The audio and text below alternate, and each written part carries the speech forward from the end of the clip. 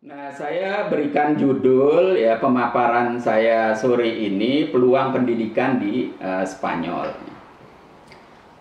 Nah, yang pertama ingin saya sampaikan bahwa Spanyol ini negara yang sangat menarik untuk kita belajar. Apabila kita berbicara tentang kualitas pendidikan, ini kan Diknas ya, Diknas kita, Kemendiknas kita, itu kan ukurannya untuk mendapatkan beasiswa LPDP, itu perguruan tinggi yang kita mau ambil S1, S2 maupun S3, sorry, kalau LPDP hanya pasca ya, S2 atau S3, LPDP bisa memberikan beasiswa kalau termasuk dalam list yang diakui ya. Jadi semacam ada akreditasi ya untuk bisa mendapatkan. Nah, di Spanyol ini banyak sekali ya. Dan itu saya kira bisa dicek dengan mudah ya di dalam list yang ada. Nah, kemudian juga ijazahnya diakui ya. Jadi kalau ijazah perguruan tinggi di Spanyol itu di kawasan Uni Eropa itu untuk mendapatkan pekerjaan atau mau studi lanjut ya itu tidak sulit ya. Nah, baik yang terkait sains teknologi maupun ilmu-ilmu sosial. Nah, termasuk ekonomi ya dan juga ilmu katakanlah yang terkait dengan seni. Nah, di Indonesia barangkali belum lazim ya. Di Spanyol ini kalau sekolah musik itu serius sekali. Nah, mereka punya S2, S3 untuk sekolah musik. Ya. Saya beberapa hari yang lalu mengunjungi salah satu sekolah musik yang diakreditasi di Spanyol ini. Dan itu sekolah ini punya orkestra yang seringkali pentas ya di beberapa negara di kawasan Eropa, juga di Amerika. Hanya saja karena pandemi ini 2 tahun mereka belum pentas, tapi ke depan mengawali masa menurunnya pandemi ini mereka akan pentas di Madrid. Saya sudah menerima undangan dan saya langsung setuju. Karena apa? Karena pemiliknya ini, ownersnya ini blasteran Indonesia Spanyol ya, bapaknya orang Indonesia, ibunya orang Spanyol. Nah, karena itu saya bilang ya nanti saya ikut memasarkan ya sekolah musik Anda agar mendapatkan banyak mahasiswa. Mahasiswanya sekitar 200 orang, itu berasal dari lebih dari 30 negara, dan yang menarik, yang paling banyak ternyata mahasiswa musiknya berasal dari China. Saya tanya, ada nggak dari Indonesia? Oh, dulu pernah ada, tapi sekarang nggak ada katanya ya, insya Allah ke depan. Nah, artinya apa? Pemusik-pemusik Spanyol ini sangat terkenal. Ini saya ingin menunjukkan kalau sekolah musik saja sangat bagus, sangat serius, apalagi sekolah ekonomi, ilmu-ilmu sosial, sains dan teknologi. Nah, yang berikutnya tadi sudah saya singgung sedikit, biaya pendidikan. Kalau dibanding Australia ya atau dibanding Amerika, Kanada, Spanyol ini murah sekali. Ya, Amerika itu mahal sekali. Ya. Nah, kalau Australia dulu katanya murah, tapi sekarang sudah menjadi mahal. Nah, kenapa di Spanyol murah? Karena negeri ini kan sosialis, jadi subsidi negara sangat besar, ya, sehingga biaya pendidikan apakah ditanggung sendiri atau ditanggung perguruan tinggi itu menjadi relatif ringan. Apalagi kalau kita bisa memanfaatkan LPDP. Saya kira PTM ya perlu mengorganize ya. Ternyata LPDP itu bisa disiasati. LPDP bisa disiasati ya. Cara mensiasati adalah calon-calon mahasiswa itu dipersiapkan dengan baik, dibantu untuk mendapatkan perguruan tinggi yang diakui oleh Dikbud, dan kemudian diajukan ya. Nah, kemudian yang lain masalah lama pendidikan. Tadi juga saya sudah menyinggung ya, Pak Safik merasakan betul ya, sekolah di Amerika itu kan sistemnya ada kuliah dan itu sangat kaku.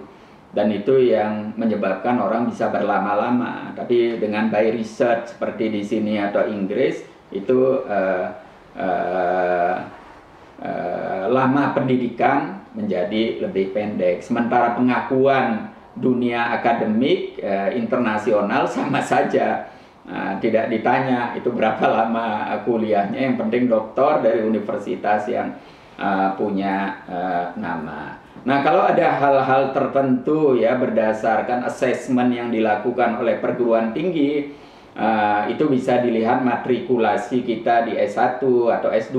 Kalau ambil doktor, kita memerlukan tambahan mata kuliah tertentu, tinggal dimatrikulasi dan diambil di level S1, S2. Itu akan sangat memudahkan ya. Masalah bahasa tadi saya sudah sampaikan, jangan terlalu khawatir kalau tidak bisa bahasa Spanyol. Tetapi kalau sudah punya modal awal bahasa Spanyol lebih bagus ya, karena pergaulan akan lebih luas. Di sini masyarakatnya jarang sekali yang bisa berbahasa Inggris ya. Karena itu ya saya sendiri mulai sekarang belajar bahasa Spanyol ya. Nah, gitu. Karena ini akan sangat memudahkan. Dan belajar bahasa sekarang itu banyak sekali kemudahannya ya, bisa dari YouTube ya, bisa dari ikut kelas virtual dan lain sebagainya. Saya kira ini masalah-masalah teknis yang bisa diatasi lah ya. Nah, kemudian yang lain itu seperti tadi disinggung ya, saya memang sempat ketemu dubes yang lama di Jakarta, tapi juga ketemu dubes yang baru yang namanya Francisco. Saya kira dubes Francisco ini yang berkunjung ke PP Muhammadiyah. Nah, kita memang sudah membicarakan, termasuk di sini saya selalu mendorong adanya kerjasama antar PTN. Dan ini peluangnya besar sekali, karena bagi perguruan tinggi di Spanyol, mungkin saya kira dunia barat pada umumnya kalau bicara Islam itu kan mesti Arab gitu asosiasinya ya. Nah, sementara saya bilang Islam di Indonesia beda, walaupun secara normatif saya selalu mengatakan hanya ada satu Islam ya, tapi ada faktor sejarah budaya yang ikut mempengaruhi. Di samping proses masuknya Islam ke Indonesia itu menyebabkan cita rasa Islam di Indonesia beda dengan Timur Tengah. Nah, karena itu saya mengatakan Islam yang rahmatan lil alamin itu ya di Indonesia. Kalau Anda mau tahu Islam yang yang seperti di Spanyol masa lalu ya, tempatnya di Indonesia bukan di Timur Tengah. Ini cara saya sedikit memprovokasi ya. Nah, karena itu mereka eager to know ya, sangat penasaran gitu ya mendengar provokasi-provokasi seperti ini. Nah, ini membuat peluang untuk joint research ya, tukar menukar dosen atau mahasiswa ya. Kemudian juga publikasi ilmiah ini menjadi terbuka lebar ya. Karena mereka bisa mengirim mahasiswa atau dosen ke Indonesia, dititipkan berapa lama, atau Universitas Muhammadiyah atau perguruan tinggi Muhammadiyah atau perguruan tinggi Aisyah yang ingin mendapatkan pengalaman kuliah atau riset di dunia barat, itu menjadi terbuka lebar ya. Saya kira memang yang perlu disadari, biaya hidup di sini mahal sekali.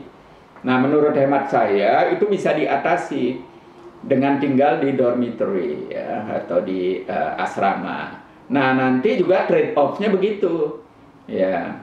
Saya kira seperti UMY, UMM, UMS Surakarta itu kan punya banyak sekali asrama ya. Nah, tinggal katakanlah kalau tidak ada yang spesial untuk dosen gitu, beberapa asrama mahasiswa tinggal ditata atau diberikan sentuhan sedikit sehingga layak untuk dosen, itu akan sangat menarik. Apalagi kalau bisa dilakukan joint research, kemudian publikasi ilmiah, saya sangat yakin ya, khususnya di ilmu-ilmu sosial ini akan sangat-sangat menarik dan akan sangat memberikan temuan baru.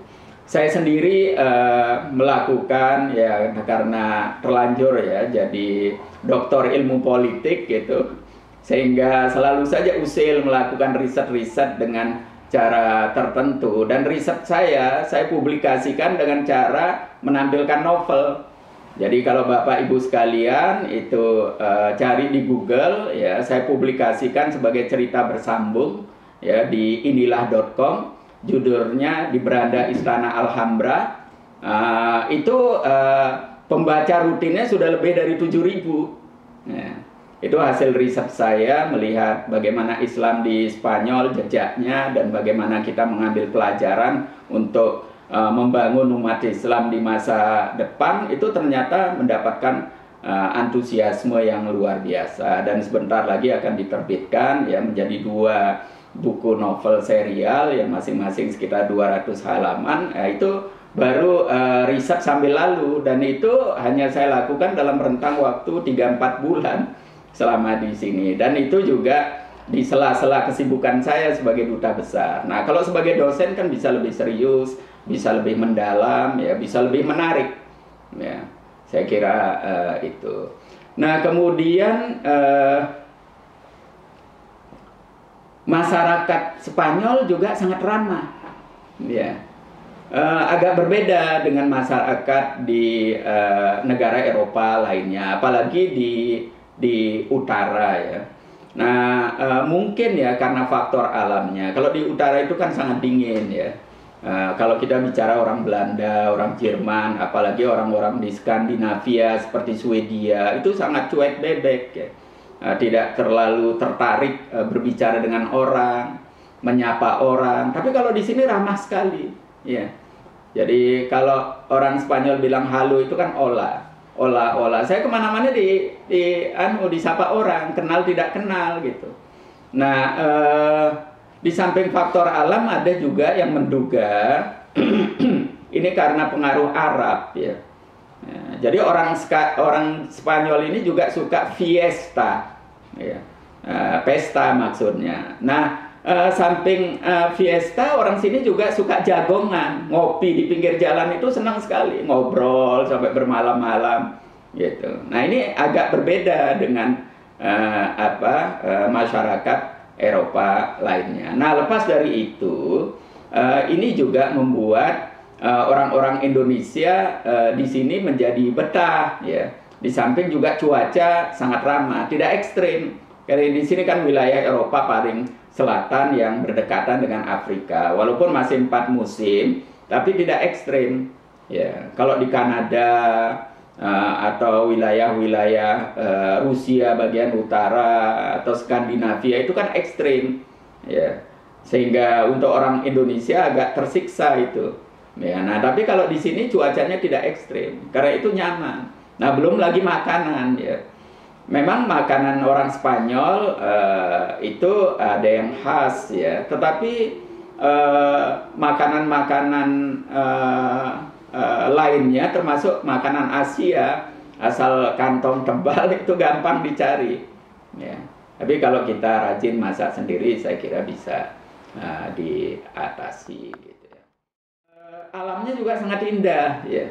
Jadi kalau liburan itu rekreasi, teman-teman PCIM sini pintar, sudah pintar. Jadi kalau mau rekreasi, dia tinggal minta bantuan ya. Gimana melakukan riset ya.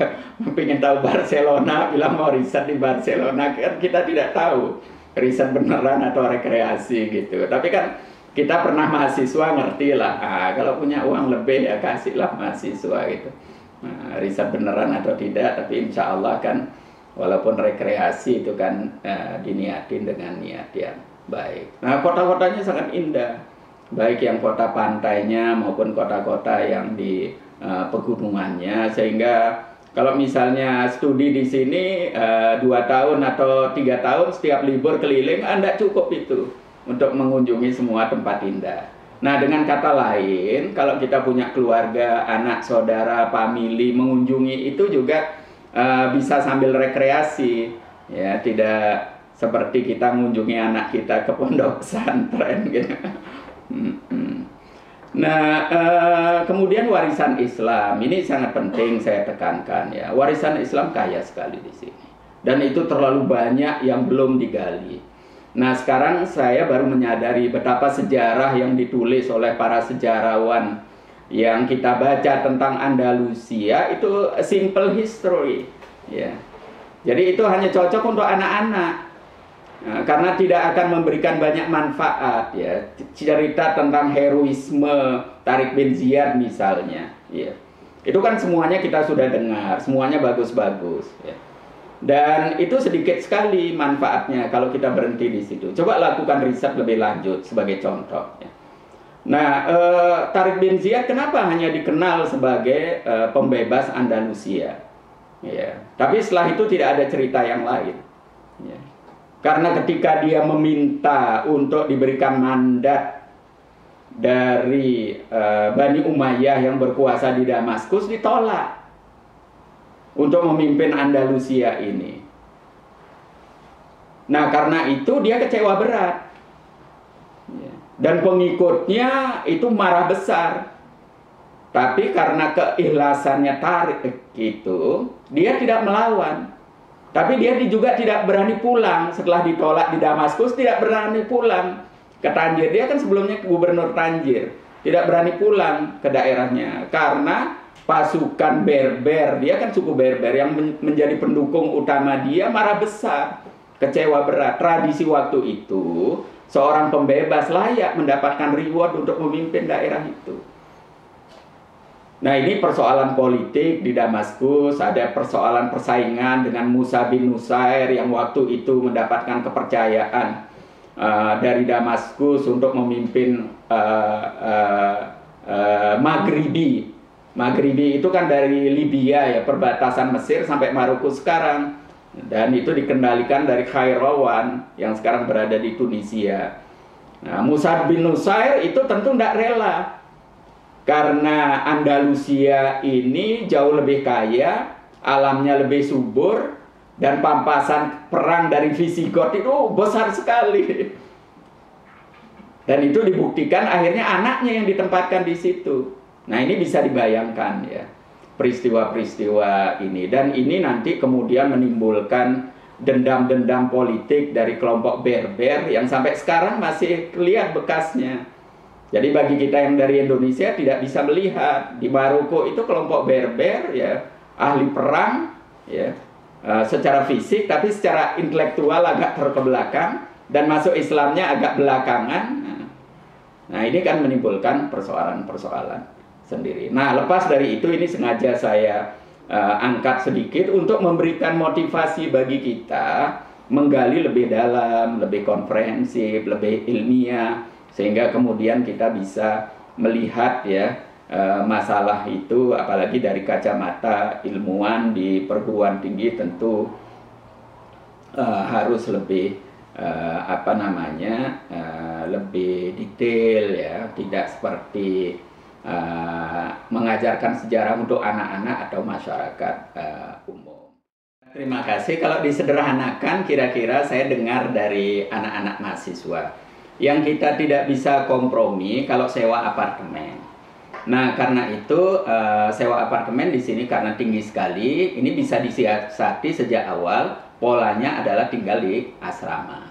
Nah, nanti trade off-nya barter, kalau mereka ngirim mahasiswa atau dosen di Indonesia, tinggalnya juga di asrama. Ini siasat yang pertama. Yang kedua, masalah makan.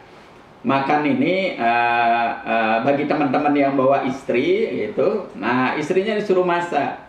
Dan istrinya masak bukan hanya untuk suaminya, tapi juga untuk beberapa mahasiswa lain. Nah, karena kalau beli bahan baku di sini murah, ya, dan bahan baku apa saja ada, dan itu bisa seminggu sekali, bisa disimpan di kulkas dan seterusnya. Dan kalau masak sendiri menjadi murah, kalau beli menjadi sangat mahal. Tetapi kalau di kampus, di kantin itu juga ada subsidinya, makanan juga tidak mahal. Tetapi kan lidah kita belum tentu cocok. Nah, kira-kira itu. Ini beberapa kiat lah untuk sebagai tambahan. Nah, tapi bisa saya sampaikan ya bahwa kalau di bidang sains, khususnya IT, ada itu. Nah, saya punya kontak personnya, ya, mereka bahkan kesulitan mencari researcher, sementara dana melimpah dan dia tidak bisa menggunakan karena di Spanyol sendiri kekurangan ahli IT itu. Jadi ahli-ahli IT di Spanyol banyak yang dibajak, baik oleh perusahaan di dalam negeri sehingga mereka meninggalkan perguruan tinggi. Kalau di sini kan tidak bisa rangkap-rangkap begitu. Orang harus memilih atau tawaran karena Uni Eropa ini kan sudah menjadi seperti negara sendiri, dibajak oleh tetangga-tetangga yang menawarkan reward lebih tinggi. Nah, kalau di perguruan tinggi itu kan rewardnya terbatas. Nah, sehingga banyak sekali dana-dana riset terkait dengan IT yang dititipkan ke dosen, dan dosennya cari mahasiswa atau researcher untuk menangani ini menjadi kesulitan.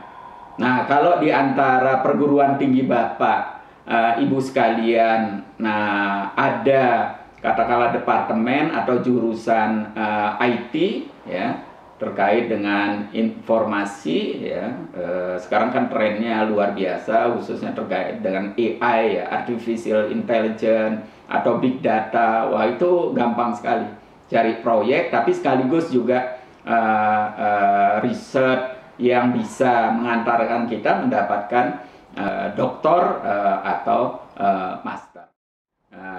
Yang lain saya ingin ingatkan bahwa sekarang media online itu sangat penting, sehingga banyak hal yang bisa dijawab dari website ya, dari tiap perguruan tinggi. Tiap perguruan tinggi itu pasti punya website ya, dan websitenya itu sangat bagus ya, dan bisa sangat detail. Nah, silahkan diakses dulu ya, dipelajari kalau ada secara spesifik perguruan tinggi tertentu yang diminati, dipelajari di situ secara detail. Sehingga bisa mendapatkan jawaban yang mungkin KBRI juga tidak mampu menjawabnya. Nah, kalau perlu silakan berkomunikasi ya, lewat email ya, bahwa sekarang juga pakai WA call juga gratis dan lain sebagainya. Nanti kalau ada masalah-masalah bisa dilaporkan apa yang mungkin kita bisa bantu. Saya akhir-akhir ini mengkampanyekan ya, bahwa saatnya Muhammadiyah go internasional. Yang saya maksud go internasional itu direncanakan dengan baik, dialokasikan budgetnya dengan baik. Nah, ini tentu lewat perguruan tinggi paling relevan kalau bicara ini, karena perguruan tinggi itu kan punya budget yang jelas ya. Kalau mengharapkan PCIM ya, apalagi persyarikatan yang sering jalan sendiri, mengambil inisiatif sendiri. Saya kan tahu betul, saya pernah sekjen PP Pemuda Muhammadiyah, dan saya pernah menjadi ketua hubungan luar negeri PP Muhammadiyah setelah Mas Habib Hirzin ya. Sehingga saya tahu betul, karena itu saya kira ini waktunya ya kita go internasional. Ada perencanaan yang matang ya, jangka pendek, menengah maupun jangka panjang, dialokasikan budget yang jelas ya, tidak perlu besar ya, karena kita bisa memanfaatkan potensi-potensi lokal, apalagi sekarang banyak sekali tokoh-tokoh Muhammadiyah yang punya posisi-posisi penting ya, di berbagai negara, baik jabatan formal seperti saya, tapi juga tidak sedikit diplomat-diplomat yang ingin membantu Muhammadiyah tapi tidak tahu bagaimana caranya. Tetapi juga di Kemenlu banyak sekali orang-orang yang simpati terhadap Muhammadiyah dan seterusnya. Nah, ini semuanya saya kira potensi yang bisa kita manfaatkan. Jadi lahan dakwah Muhammadiyah harus diperlebar. Dan sekarang waktunya sudah menggarap juga dunia internasional. Dan pada saat yang sama, dunia Islam juga memerlukan wajah baru. Karena wajah Islam Timur Tengah itu kan tidak menarik ya. Dan bahkan kadang-kadang saya secara sarkasme ya. Tapi di dalam pertemuan terbatas saya suka mengatakan memalukan dan memilukan. Nah, ini saatnya Muhammadiyah bisa menyelamatkan wajah umat Islam di dunia. Nah, karena itu kalau kita menggunakan kerangka inilah dakwah sangat lebar sekali. Nah, saya baru saja bertemu dengan Juma Al-Kabi namanya. Juma Al-Kabi ini adalah seorang direktur dari yayasan yang dibentuk oleh Uni Emirat Arab dan di-provide dengan dana sangat besar dan mengkampanyekan Islam wasatiyah di sini. Ya, kita juga menyebutnya interfaith dialogue. Kalau dia menyebutnya dengan Abraham family, gitu. Nah, karena ini kan persoalan anak-anak Ibrahim saja, Islam, Yahudi dan Kristen kira-kira begitu. Tapi pendekatannya bisa diterima. Dia bisa berdialog ya dengan tokoh-tokoh agama Nasrani, Katolik di sini dan Yahudi, dan kemudian mengembangkan program-program untuk anak-anak, untuk remaja dan lain sebagainya. Tapi intinya adalah bagaimana mengenalkan Islam yang rahmatan lil alamin. Saya bilang, gimana Juma kalau kita kolaborasi? Oh, sangat menarik ya. Saya bilang kita punya visi dan mimpi yang sama ya. Tapi Anda punya kekurangan, saya bilang begitu. Kekurangan Anda apa? Experiences ya. Anda tidak punya pengalaman yang cukup. Ya. Nah, kami ini punya pengalaman yang cukup ya. Dan punya pengamalan yang cukup. Dari sisi historis Indonesia panjang itu. Ya, banyak yang menarik untuk diangkat. Sehingga kalau Indonesia bicara ini punya legitimasi yang kuat. Apalagi Indonesia merupakan negara muslim terbesar di dunia. Nah, Anda kan baru ya, dan belum punya pengalaman yang cukup ya, tapi Anda punya duit, gimana kita kolaborasi? Nah, kira-kira begitu. Nah, ini kalau bisa kolaborasi dengan Uni Emirat Arab yang kesulitan nyimpen uangnya atau kesulitan nabur uangnya, Muhammadiyah bisa memberikan jalan, kan menarik ini. Nah, kira-kira ini salah satu contoh. Tapi lepas dari itu, untuk menggarap ini tidak bisa dibiarkan PTM per PTM yang garap, nggak bisa. Nah, karena itu untuk mewujudkan ini sesuai saran Mas Sudarnoto, Majelis Pendidikan Tinggi, Penelitian dan Pengembangan harus mengorganize ini. Nah, bagi saya juga di sini akan memudahkan. Cukup berhubungan dengan satu institusi, perguruan tinggi Muhammadiyah yang punya minat ini dihimpun aja, dikoordinir. Siapa berminat di bidang apa, atau kalau dosennya ahlinya apa, sehingga kemudian Majelis Pendidikan Tinggi, Penelitian dan Pengembangan ini punya list ya. Ketika berhubungan dengan institusi, apakah universitas di Spanyol atau beberapa negara lain, itu sudah punya tabel. Oh, ini bisa masuk di sini, ini bisa masuk di sini. Kalau perguruan tinggi nanti kan masing-masing ya paling keunggulannya 1-2 fakultas gitu ya. Kalau ada yang berminat untuk riset ini apa namanya ya, frankly speaking ya, kita kan sebagian besar terkendala dalam masalah bahasa. Gitu. Nah, kalau toh ada yang tidak ada kendala bahasa, kurang pede umumnya. Nah, ini kan perlu dipandu ya. Orang-orang yang pernah sekolah di luar negeri ya, seperti Pak Safik, Mas Darnoto dan teman-teman yang lain, nah ini bisa menjadi pemandu ya, paling tidak memberikan backup ya.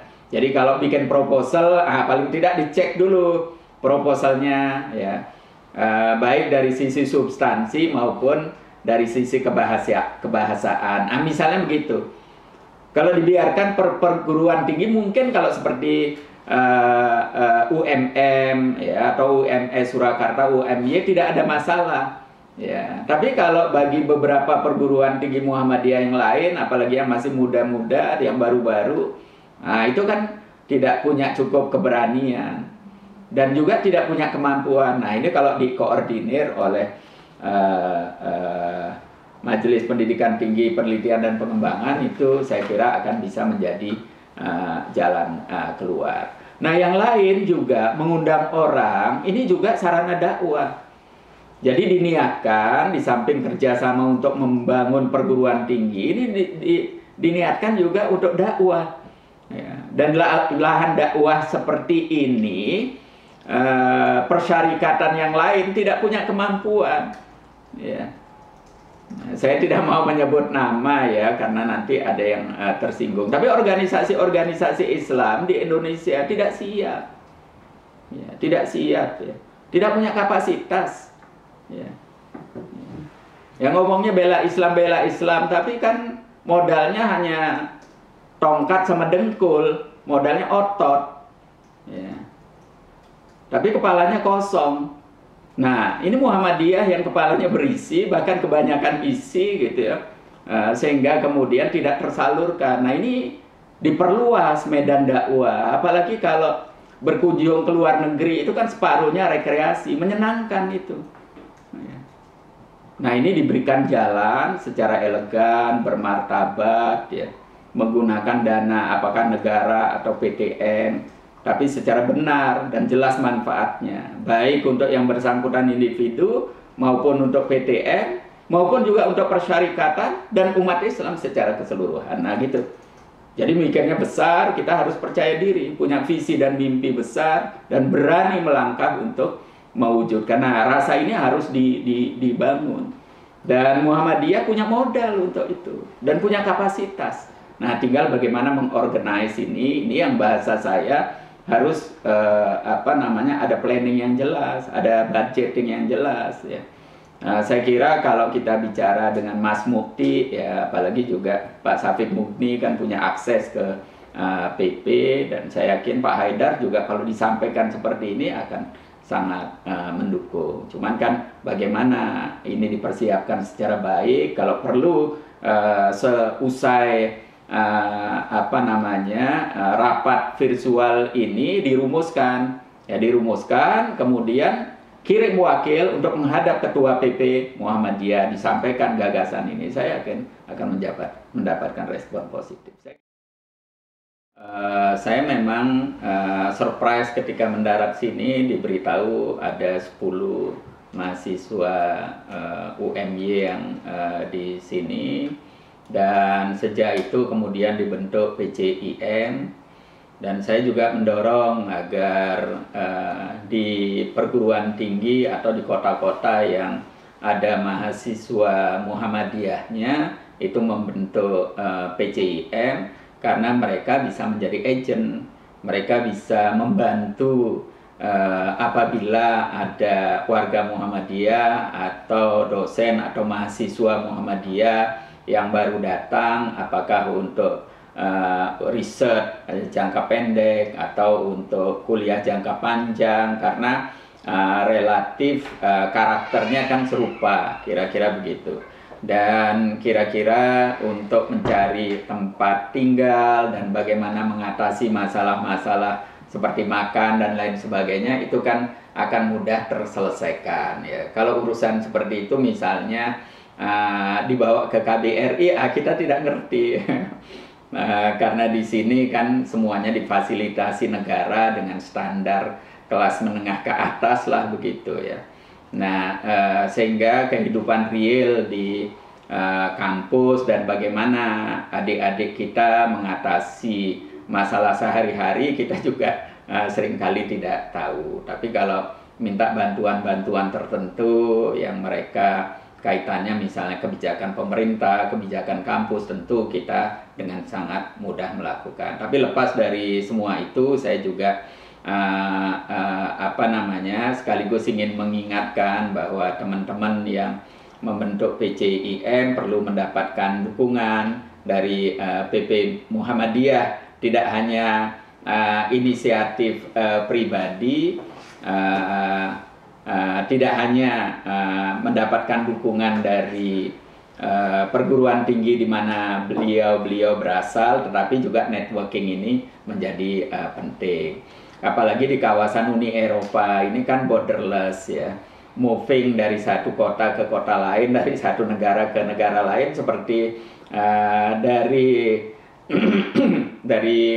katakanlah Bandung ke Jakarta atau dari Jakarta ke Semarang, begitu. Nah, ini kan juga akan bisa saling berbagi pengalaman, berbagi informasi, dan seterusnya. Tapi lepas dari itu semua, saya kira langkah maju yang sudah diambil oleh UMY dan khususnya yang sudah dilakukan Pak Jordan Gunawan ini selaku pimpinan Majelis Pendidikan Tinggi, Penelitian dan Pengembangan ini bisa dijadikan semacam lokomotif untuk menarik gerbong-gerbong lain.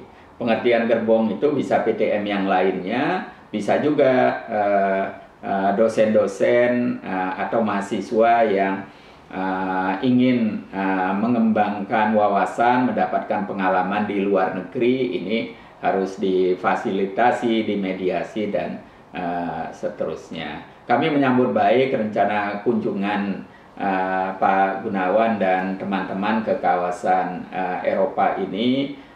Tolong nanti rencana bagaimana, dan kalau mampir ke Spanyol tanggal dan bulannya bagaimana, kapannya, sehingga kami bisa mempersiapkan dengan sangat baik. Nah, terkait dengan MOU atau MOA, tentu Bapak-Bapak Ibu sekalian lebih tahu, karena itu termasuk akreditasi atau pengakuan di dalam negeri ya. Kami di sini lebih banyak berhubungan dengan perguruan tinggi setempat yang tentu mereka punya aturan tersendiri, juga pengakuan dari negara atau lembaga-lembaga akreditator di tingkat lokal maupun regional. Saya juga tidak terlalu paham, tapi staf-staf sini saya kira bisa tahu. Tapi lepas dari itu, adik-adik PCIM yang ada di sini itu bisa lebih tahu, karena mereka sedang menggeluti atau fokus ya dengan dunia itu, sehingga mereka juga bisa menjadi sumber informasi bagi kita semua. Bahwa UMY sudah mengirimkan 10 mahasiswa di Spanyol ini. Dan ini luar biasa, karena UMY Yogyakarta seluruhnya membiayainya sendiri. Dan sudah ada yang pulang sebagai doktor dari sini. Nah, saya tanya, kenapa tidak cari beasiswa atau LPDP? Kan banyak sekali yang kosong atau idle, tidak dimanfaatkan. Sementara di Spanyol ini banyak sekali perguruan tinggi yang memenuhi syarat. Kalau diterima bisa mengajukan ke pemerintah memanfaatkan beasiswa LPDP. Tapi teman-teman sini bilang, wah kelamaan Pak LPDP, UMY membiayai sendiri sehingga prosesnya jadi gampang dan cepat. Kira-kira begitu. Saya senang juga dengarnya, ini artinya kan UMY punya duit, cukup kaya. Nah, yang lain perlu saya sampaikan juga bahwa di Spanyol memang dulu sebagian besar universitas di sini menggunakan bahasa Spanyol. Seperti juga di Perancis menggunakan bahasa Perancis, di Jerman menggunakan bahasa Jerman. Karena masing-masing negara Eropa ini merasa bangsa besar, ya, sehingga mereka cenderung untuk menggunakan bahasanya sendiri. Tapi belakangan ini ada perubahan, ada semacam kesadaran umum bahwa kalau misalnya ingin mendapatkan mahasiswa dari seluruh dunia, itu mereka tidak terhindarkan, harus buat kelas yang disebut kelas internasional, dan itu menggunakan bahasa Inggris. Nah, di Spanyol ini lebih maju lagi, ya. Bahkan sekarang ada kelas-kelas yang menggunakan bahasa Arab. Itu sebabnya salah satu mahasiswa UMY yang sedang mengambil doktor di sini sekarang sedang melakukan riset di Maroko, namanya Iqbal. Itu alumni Lydia, S2-nya di Lydia. Ini juniornya Junaidi yang sangat dikenal atau terkenal di PP Muhammadiyah. Beliau mengambil S3 dengan menggunakan bahasa bahasa Arab. Beliau tidak fasih bahasa Inggris, tidak fasih bahasa Spanyol juga. Nah, mereka punya dosen-dosen yang berbahasa Arab. Nah, ini untuk memberikan informasi mutakhir sehingga jangan khawatir bagi jurusan-jurusan agama di PTM ini untuk mengambil studi S3 di Barat. Saya kira Pak Hairil ya maupun teman-teman yang lain, apalagi yang alumni Amerika, tahu bahwa kelebihan sekolah di Eropa atau tradisi Barat itu kan risetnya kuat sekali ya. Sementara kalau belajar di Timur Tengah kelebihannya kan hafalan ya. Sementara risetnya lemah. Nah, saya kira kalau kita ingin mengembangkan dosen-dosen yang memiliki kemampuan riset kuat, itu memang tidak ada pilihan lain kecuali ke negara-negara Barat dan Spanyol salah satunya. Yang lain juga, ya Pak Syafiq perlu diketahui, kalau Pak Syafiq cari doktor di Amerika itu kan susah sekali. Ya, Sukidi itu, aduh, kalau curhat ke saya itu, aduh, luar biasa. Udah lama gitu, susah. Nah, kalau di Eropa, ya, Inggris atau Spanyol ini mudah sekali. Karena tidak ada kuliah, ya, jadi doktor by research ya. Nah, cukup buat proposal, begitu disetujui, langsung riset. Selesai riset ya sudah jadi doktor gitu. Seperti di Inggris juga. Nah, ini saya kira juga sangat menarik ya. Yang lain kalau dibanding Amerika, sekolah di Spanyol murah sekali. Ya, sekolah di Spanyol murah sekali. Ya. Amerika itu mahal sekali. Ya. Nah, belum lagi kalau kita mau mengambil ya tentang sejarah Islam di Andalusia, ini kan menarik sekali. Saya melihat begitu banyak